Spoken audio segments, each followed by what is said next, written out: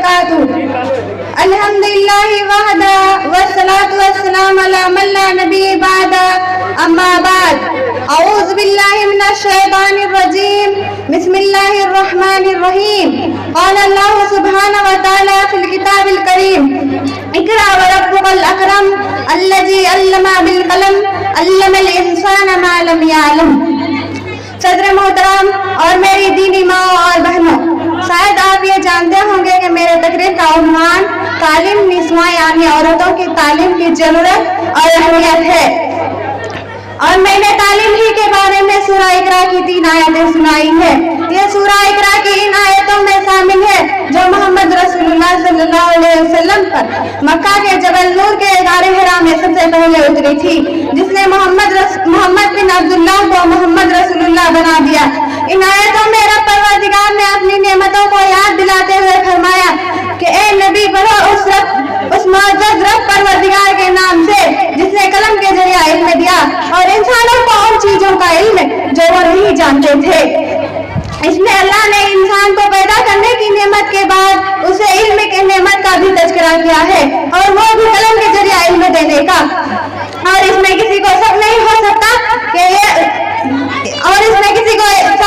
سکتا کہ انسان عورت بھی انسان میں شامل ہے، اور یہ علم بھی اس کے لیے اللہ کی ایک نعمت ہے.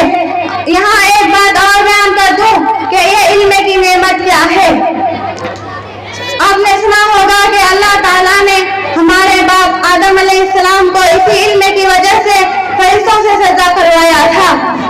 اسی سے آپ کو علم کے درجے اور رتبے کا اندازہ ہو جانا چاہیے کہ علم ہی وہ کمال ہے جو انسان کو فرشتوں سے بلند کرتا ہے.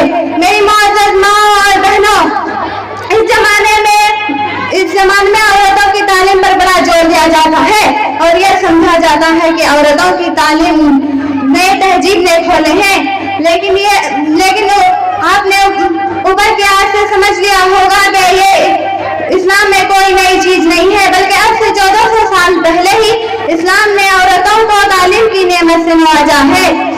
ہاں، یہ بات ضرور ہے کہ اسلام میں تعلیم کا مقصد یہ ہے کہ عورت اپنی دینی فرائضوں اور اپنی ذمہ داریوں کو سمجھے، اپنی عزت و عصمت کی حفاظت کرے اور اپنے بچوں کی تربیت کی اہم ذمہ داریوں کو ادا کرے. اکبر آبادی نے کہا ہے، تعلیم لڑکیوں کی ضرورت تو ہے مگر خاتون کھانا ہو صبا کی پری نہ ہو سکی. اور لیکن نئے تہذیب نے جس تعلیم پر زور دیا ہے وہ عورتوں کو بازاری جنس، فیشن باز، کارخانوں اور فیکٹریوں میں کام کرنے کی تعلیم ہے، جس کا اثر آپ کو سنیماؤں میں اور بازاری کلبوں میں بھی دکھایا جاتا ہے. اور اسلام میں تعلیم کا مطلب یہ ہے کہ عورت ایک اچھی بیٹی، ایک پیاری بہن اور ایک وفادار اور فرمانبردار بیوی بن سکے، اور جو اس پر اللہ اور اس کے رسول کے حدیث پر عمل کر کے دنیا اور آخرت میں کامیاب ہو. یہی سے میں اپنی تقریر کو ختم کر رہی ہوں. آخر میں دعا ہے کہ اللہ تعالی ہم سب کو علم کی توفیق دے. آمین. وآخر الدعوانا الحمدللہ رب العالمین. السلام علیکم ورحمۃ اللہ وبرکاتہ.